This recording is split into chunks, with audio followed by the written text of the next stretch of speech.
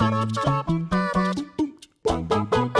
all the comic book characters in all the comic book universes in all the world, Batman has definitely been in the most films. To date, DC's Dark Knight has starred in a whopping 63 movies, 14 of which were released in theaters, with countless more obviously set to come, and with there being so damn many of them, it should come as no surprise that every Bat fan has their favorite, me included. Most will likely option either one of Tim Burton's Batman films or one of the entries in Christopher Nolan's Dark Knight trilogy as being their favourites. Some may even mention the animated Mask of the Phantasm, which has slowly but surely accumulated a cult following in the years since it bombed at the box office. But there's another Batman film that makes a compelling case to be considered the best of all, and it's one most fans, probably not you lot, haven't even seen. Batman Beyond: Return of the Joker was an animated movie that released in the year 2000, directed by Kurt Guida, Toshiko Masuda, and Shijiro Nishimi, from a script written by Paul Dini, Glenn Murakami, and Bruce Timm. Situated within the DC animated universe, Return of the Joker was a full-length feature film that followed on from the Batman Beyond TV series of the late 90s. You know, the one with a really good theme, when a retired Bruce Wayne trains a new, younger Batman to take on the cowl in a now futuristic Gotham, one that boasts many of the same challenges as the one of old. The story sees, as you may have guessed already, the return of the Dark Knight's most fearsome adversary, and though it may be considered blasphemous to argue that the best Batman movie doesn't even have Bruce Wayne in the cowl, well, that's why I'm here in the first place. So, watch out Gotham, Ewan's back in town, and here's why Return of the Joker is secretly the best Batman movie ever released. First, let's establish some context. Since the publication of Frank Miller's The Dark Knight Returns in 1986, there's been a general obsession with possible futures and the Caped Crusader. Dozens of alternate realities and potential deaths and retirements have been optioned in the years since. And even though Miller's work is definitive, there's something altogether more interesting about Batman Beyond. The show debuted in 1999 and was created by Batman animated series alumni Alan Burnett, Bruce Timm, and Paul Dini. It was set in 2039, 20 years after Bruce Wayne hangs up the cape and cowl for good in 2019. Bummer. But it's the manner of his retirement that immediately distinguishes the premise as a compelling feature.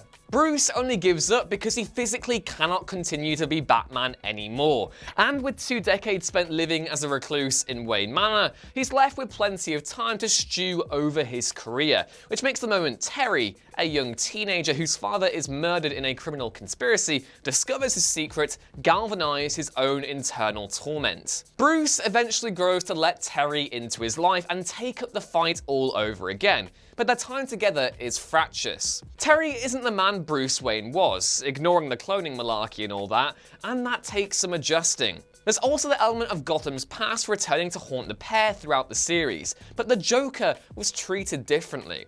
B-Taz had always leaned into the supernatural nature of the character, but his absence, as well as Bruce's refusal to explain the history of his greatest adversary to his new ward, intimated a looming threat. Under typical terms, most would probably say that a Batman film must have Bruce Wayne in the cape and cowl, but the point here is that it is still Bruce's film even if he isn't the titular Batman of the future. It's about the mantle as much as it is Bruce himself, who is played to perfection yet again by Kevin Conroy. Also, by recontextualizing the character in a new setting, Batman Beyond provides an enjoyably unique interpretation of the character, as well as a solid base for Return of the Joker to work its magic. Return of the Joker takes place about a year or so after Terry McGinnis first dons the cowl as Batman and effectively provides the last Joker story. These tales are something of a tradition for DC and are told with a sense of finality, with the likes of Alan Moore's Whatever Happens to Man of Tomorrow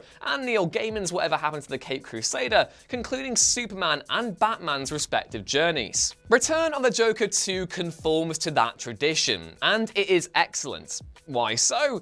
Well, like all great Batman stories, the film is a mystery. That mystery being how has the Joker returned after so long, why now, and whether or not that return is actually genuine. It's gripping from start to finish, but everyone who's seen it will point towards one sequence in particular as the one that sets the film apart over all others, the 10-minute flashback that caps off the second act.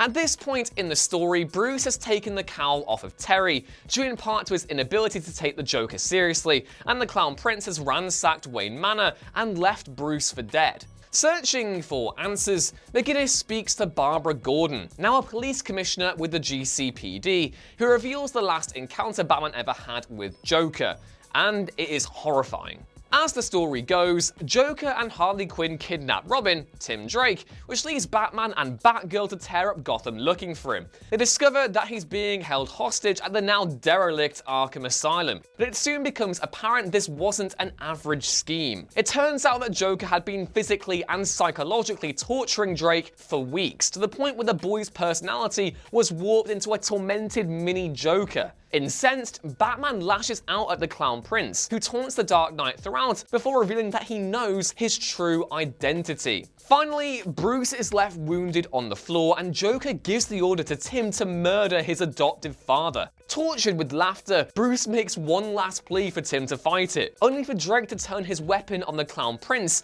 and kill him then and there. The entire sequence is bone-chilling and breathtaking in equal measure, and exudes a haunting atmosphere. Not only that, but it effectively brings a close to the Joker in the DC animated universe, before Terry resolves the mystery for good in the concluding chapter. The best Batman stories all tend to have an element of mystery about them, and though Return of the Joker is no different, there is another classic Bat-related element that differentiates it from the competition: the emphasis on horror. Anyone who's familiar with BTAS will be able to wax lyrical about how it managed to balance both the light and dark aspects of Batman to impart a definitive version of the character, or even those episodes that left them with nightmares at an early age. I still have nightmares of Joker's ghostly village following me in a car from Joker's favor, so there's that too. But in almost every aspect, Return of the Joker is more terrifying, to the point where the version that originally aired was heavily censored. The original uncut version is the superior product, and it shows. Mark Hamill is at his most terrifying as the Clown Prince of Crime, with his initial introduction where he kills an unruly thug, turning the creep factor up by a whole other notch. Even then, however, there's an almost imperceptible element of horror at play, and it stems from the emphasis on the Joker's supernatural elements. Terry is still Batman when he arrives on the scene, but he's naive. He considers the villains of Bruce's past to be gimmicky and unthreatening, and though the former Batman never did anything to encourage that perception, McGinnis saw the Joker as the most ridiculous villain of all. Of course, the audience knows otherwise, which adds another level of horror to the proceeding. Add to that the mystery behind the character, along with the nasty visuals of the uncensored cut and the sequence where he invades the Batcave and tortures Bruce, and you're left with a surprisingly unnerving tale about the Joker's dark and twisted legacy. Compared to other members of the Bat family, Terry McGinnis wasn't all that well received. Batman purists will often maintain that much of the character's appeal stems from Bruce Wayne's silly persona and that persona alone. So when a young, talkative and quip-driven figure like Terry came along, some argued that very appeal had diminished. Everyone is drawn to Batman for different reasons, but it's important to remember that the character isn't just one man, but a legacy instead. It's a message that's echoed throughout the Caped Crusaders comics, TV shows, and feature films, and Batman Beyond was no different. In this case, the mantle fell to Terry, and over time, thanks in part to a fan-favourite portrayal from Will Friedle, he managed to win everyone over. Still, there was always the sense that McGinnis was yet to receive his own definitive story, the kind that would illustrate the character's ownership of the mantle. Return of the Joker was that story, as it depicts McGinnis as he finally settles into the costume and becomes his own Batman. It's a fantastic transformation to see play out, and it's only through Terry that the Joker, the brainwashed and unaware adult Tim Drake, is defeated. So, why is Return of the Joker, apart from all the points previously mentioned, secretly the best Batman movie? Well, to me, it all boils down to legacy, and not just Batman's legacy, but the Joker's too. At the end of the film, Bruce imparts one piece of advice to Terry, saying, "Oh, and Warner Brothers, I hear you're looking for a new Batman, so I've been thinking about something you once told me, and you were wrong. It's not Batman that makes you worthwhile, it's the other way around.